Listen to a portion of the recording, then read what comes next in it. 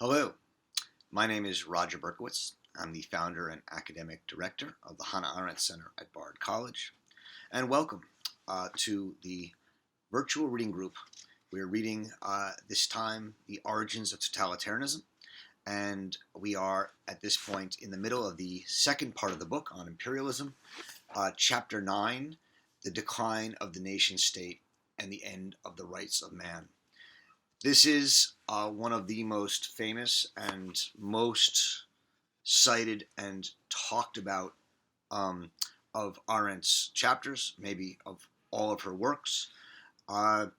It's primarily talked about for her development of the idea of the right to have rights, which will appear in the second part of this chapter, and is seen by many people as a central idea of modern human rights. Now, it is in many ways a critique of human rights, and human rights activists and human rights writers have struggled with it. Some have tried to turn it into a justification for human rights, which it is on one level, and others have condemned her for it. But it's a fascinating critique that draws out of that comes out of her understanding of the way that the failure of human rights is part and parcel of the elements of totalitarianism. And that's very much what the chapter is about. There are two parts of the chapter, which you can see in the title. One is the decline of the nation state, and the other is the end of the rights of man. And these go together. And we've been talking about the decline of the nation state throughout this course. In essence, what Arendt is saying here is that as the nation state broke apart, and this means one, literally, in the sense that in the wake of World War I and the dissolution of the Austro-Hungarian and the Russian empires, there are these new nation states that don't work, and they begin to fail, and they, in a sense, exude refugees and stateless people, which physically tear apart nation states, but also on a more moral and structural level, the nation state fails insofar as the appearance and existence of stateless and refugee people without rights, contradicts the very idea of a nation state, which is a state built on law and equality under the law. And the nation state as an idea crumbles in the face of these exceptional people who are both citizens and also not citizens.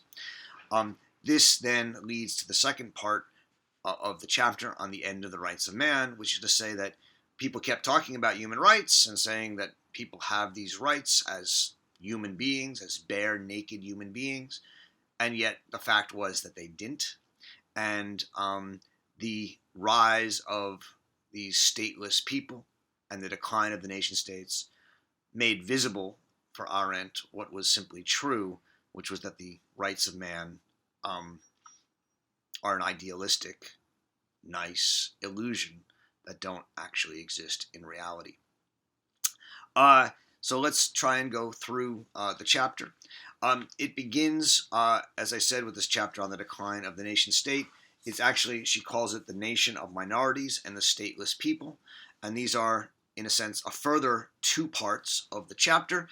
The first part is on these national minorities. And she here delves into a somewhat forgotten part of history, for many people at least, these minority treaties, which were imposed on many of the Central European countries after World War I by the League of Nations. And the idea was that after the Habsburg Empire and others fell apart, you have all these nations in the middle of Europe that have a national people, the Czechs, the Hungarians, the Poles, the Germans, the Romanians, and yet there's also tons of people, millions of people in each of these countries that are not of these nation groups. And the League of Nations imposed these treaties saying you have to treat them with certain rights. But Arendt is very clear that the aim of these treaties was really assimilation. The hope was that over time, people living in Hungary would become Hungarians, and people living in Poland would become Poles, and that was what. And she cites some of the debates from these treaties, saying that that's what the world leaders were hoping for. But it's not what the Jews and the Germans who were in Poland, or the Romanians who were in Poland, or the Bulgarians who were in Romania wanted. They wanted to remain Bulgarian, or Poles, or Jews, or Roma. And so you had this crisis. And so while she says that the process was supposed to aim at the disappearance, not the disappearance of the minorities in the sense of that the people would disappear, but at the assimilation, this didn't work. And so on 275, she writes that the minority treaties were an admission, quote, that the transformation of the state from an instrument of law into an instrument of the nation had been completed. The nation had conquered the state. National interest had priority over law long before Hitler could pronounce right is what is good for the German people. Again, the point here is that a state is supposed to give everybody a kind of equality, and the rise of these non-dominant national peoples within nations, and in many of these nations, the number of people who were not part of the major nationality was 30 or 40%, often 20, 25% at least. And so there were huge numbers of people who, in a sense, became second-class citizens, and in a sense gave the lie to the idea of the nation-state as a state of law. These people eventually became refugees, or were denaturalized, and they became stateless.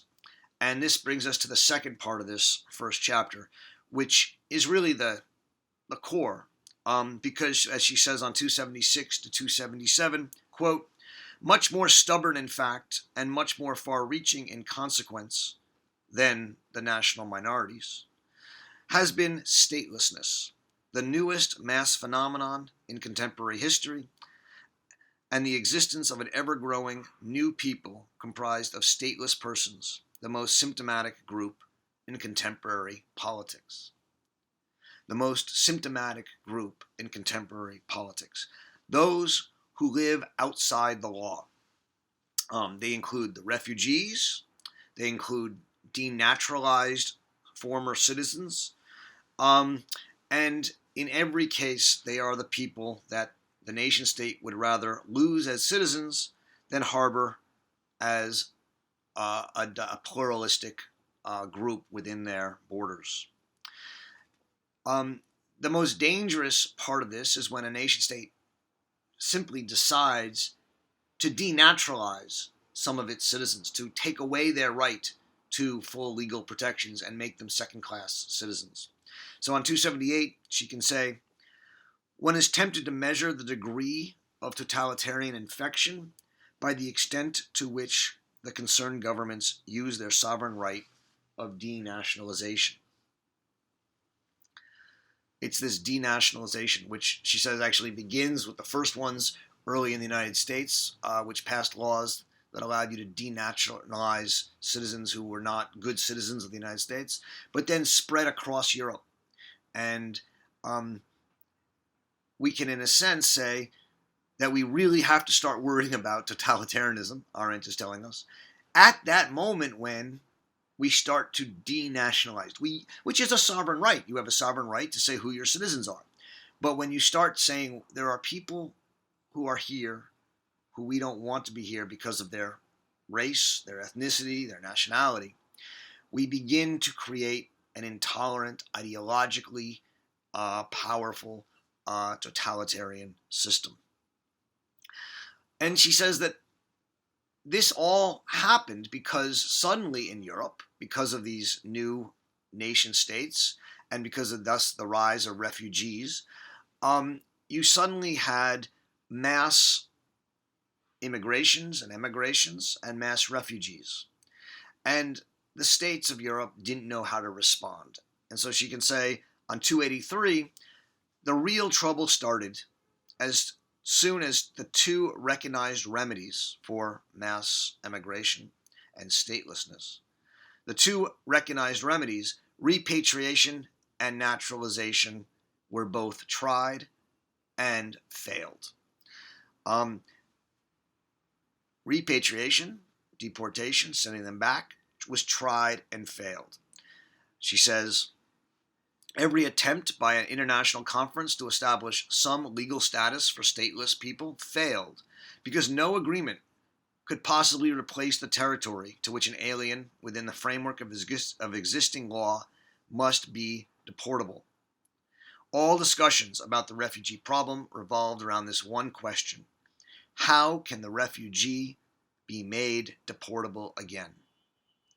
The Second World War and the DP camps were not necessary to show that the only practical substitute for a non-existent homeland was an internment camp. Indeed, as early as the 30s, this was the only country the world had to offer the stateless. So we couldn't repatriate people because there was no place to send them. And if you're not going to be able to send them back to a country they came from, either because the country won't take them or because they will be killed if they are repatriated, the only place left for these stateless refugees is camps. And she says naturalization fails because there's just not enough place for them. Again, so on 285 she writes, naturalization, on the other hand, also proved a failure. The whole naturalization system of European countries fell apart when it became a question of handling mass applications for naturalization.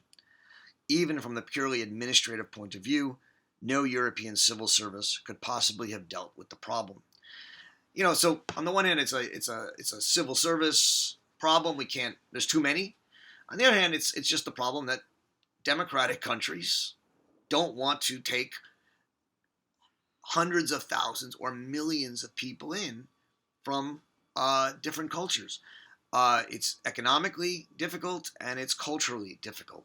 And we can have a moral right to do it. And she talks about the right to asylum, which is for her the greatest and most important human rights, historically recognized human right in international law. But asylum works when you have 10 or dozens of refugees, not when you have hundreds of thousands or millions. And so she concludes this section on page 290 when she writes, for the nation state cannot exist once its core principle of equality before the law has broken down. Without this legal equality, which originally was destined to replace the older laws and orders of the feudal society, the nation dissolves into an anarchic mass of over and underprivileged individuals. Laws that are not equal for all revert to rights and privileges, something contradictory to the very nature of the nation states. Again, there is, for Arendt, a sense that the nation state is a state where everyone is equal, everyone is under the law, and law is now being replaced by decree, bureaucratic decree, by denaturalization. And once you make people have to seek privileges, you move from laws to decrees, bureaucratic decrees, where everyone is treated individually by a bureaucrat who can make the decision to deport them or not based on really their personal authority. And that's the danger that she sees. She continues, the clearer the proof of their inability to treat stateless people as legal persons, and the greater the extension of arbitrary rule by police decree, the more difficult it is for states to resist the temptation to deprive all citizens of legal status and rule them with an omnipotent police state. The point here is that once you have these stateless, rightless, second-class citizens in your country, you get in the habit not only of treating them this way, but all people. It breaks down the idea of the rule of law, which is why it is so dangerous to have a class of illegal, stateless people in your society, because it makes you think we can treat them bureaucratically by decree with a police state, and if we're doing it to them, well, maybe we can do it for everybody. And that's the corrosive influence that she sees in the rise of stateless minority people in a legal nation state. It's a threat to the rights of man for everybody. And that leads us to the second part of the chapter, the end of the rights of man. And the basic idea here is that human rights emerges in the late 17th, early 18th centuries. Late 18th, early 19th centuries. Human rights emerges at precisely the time that we start to think of law as something man-made, as something that's not God's command or customary or traditional, but man-made. And when man can make laws, he can take away the law, and he can deprive people of the law. So it's precisely at the moment when human rights of individuals are actually threatened for the first time by humanly made positive laws that the human rights idea emerges in European culture. And the first idea of human rights is that everyone has a certain dignity within themselves, which allows them to determine their own life. And this creates what she calls the fundamental paradox of human rights, which is that man exists abstractly in nowhere. He's just a human being outside of any community. And at the same time, he has a right to exist in a self-determined community. And so she writes on page 291 to 292, quote, "The rights of man, after all, had been defined as inalienable because they were supposed to be independent of all government. But it turned out that the moment human beings lacked their own government and had to fall back upon their minimum rights, no authority was left to protect them, and no institution was willing to guarantee them." So we start to have positive law governments. The governments can take away people's rights. And so we develop this idea of human rights, which are rights that we have prior to and even absent government.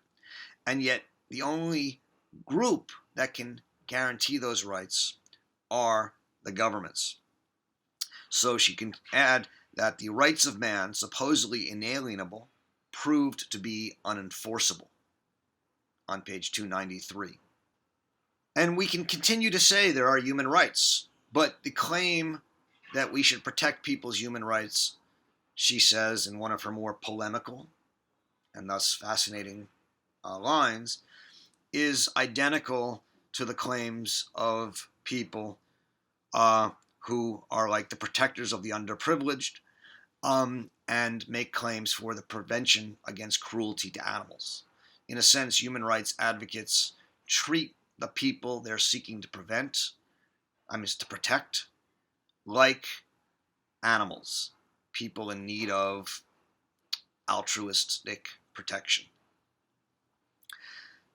She writes on page 295 that the calamity of the rightless is not that they are deprived of life, liberty, and the pursuit of happiness, or of equality before the law and freedom of opinion, but that they no longer belong to any community whatsoever. She's hammering home this point, that the real calamity of the stateless people, of the refugees, was not that they didn't have liberty, that they didn't have the right to life, because let's face it, everyone's going to die, and one of the things that we all have a right to is a good death. It's not that they didn't have the right to pursue happiness or equality before the law, because those are rights that come sort of after. The real depravity, the real calamity, was that they didn't belong to any community. Because it's only in a community that you can have the dignity to argue for those rights, to die in the name of a cause. If you're living in a concentration camp or a refugee camp, invisible to the world, then you have no rights to even fight for your rights. And this leads us to the most famous paragraph of this section on page 296, and it's worth taking a look at in its long totality. So she writes on page 296, "The fundamental deprivation of human rights is manifested first and above all in the deprivation of a place in the world which makes opinions significant and actions effective. Something much more fundamental than freedom and justice, which are rights of citizens, is at stake when belonging to the community into which one is born is no longer a matter of course, and not belonging no longer a matter of choice, or when one is placed in a situation where unless he commits a crime, his treatment by others does not depend on what he does or does not do. This extremity and nothing else is the situation of people deprived of human rights. They are deprived not of the right to freedom, but of the right to action. Not of the right to think whatever they please, but of the right to opinion." So they're deprived not of the right to freedom. They're still free to do what they want, but they can't act. And by action, Arendt means acting in concert with others in a way that matters in the world, that can be visible.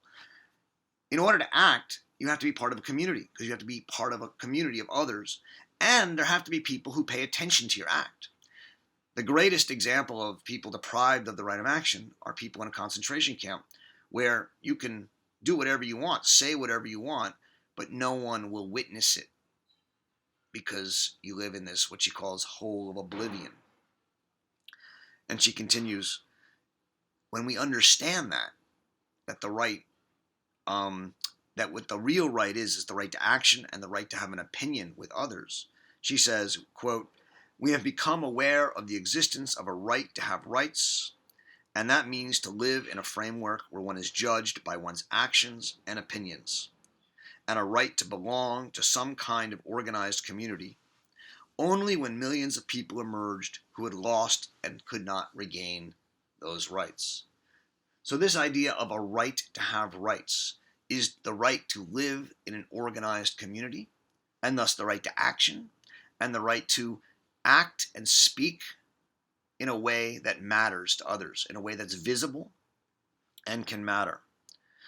How do we guarantee such a right? And so it's a very controversial point. Human rights are not the right to life, right to liberty. They're not the right to a house or water. They're the right to speak and act in public in ways that matter. In fact, when you, through the United Nations, go and keep people alive in a place, in a refugee camp, by giving them water but penning them in and telling them they just have to sit there and be kept alive, for Arendt, you treat them like animals. You take away their human dignity, which is the dignity to fight, the dignity to struggle, the dignity to act and speak in ways that matter and argue for their rights. And so she has a very different idea of human rights than the human rights community does today.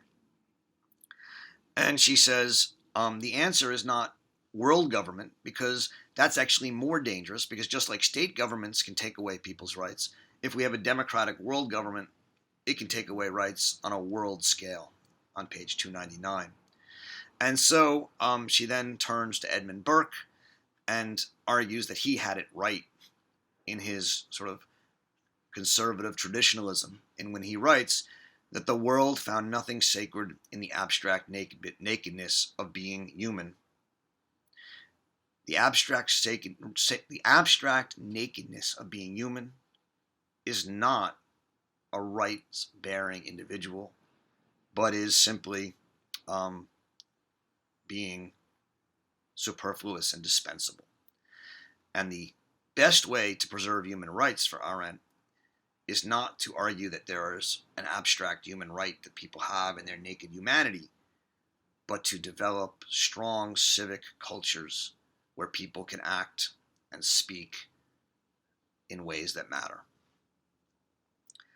The great danger, she says, of not doing that is that you create a state in which you have people forced to live outside of the civilizational structure as superfluous people, people who are, as she says on page 302, thrown back in the midst of civilization on their natural givenness, on their mere differentiation, and they are therefore excluded from the very benefits of civilized political society, which is the equal right to act and speak in a way that makes a difference.